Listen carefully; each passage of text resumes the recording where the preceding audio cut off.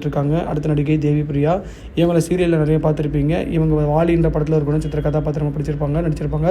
அதை தாண்டி இவங்களோட நடிப்பில் நல்ல ஒரு மெச்சூரிட்டி இருக்குன்னு சொல்லி நிறைய படங்களில் இவங்களை போட்டாலுமே இவங்க சினிமாவில் பெருசாக வாய்ப்பு கிடைக்காதனால இந்த மாதிரி தொழிலுக்கு ஈடுபட்டாங்க. அடுத்த நடிகை சங்கீதா பாலன். இவங்களும் நிறைய குணச்சித்திர கதாபாத்திரம் நடிச்சிருக்காங்க.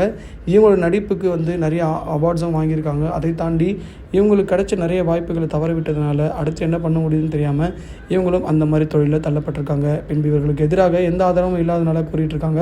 சினிமாவில் வாய்ப்பு மற்றும் வெற்றி கிடைப்பதற்கு சிறிது காலமானாலும் பொறுத்திருந்தால் மட்டுமே இந்த மாதிரியான சூழ்நிலையில் இருந்து தப்பித்து வெற்றியிட முடியும். சினிமாவில் நல்லா வாழ்ந்த நடிகளும் உண்டு, சினிமாவில் விழுந்த நடிகளும் உண்டு.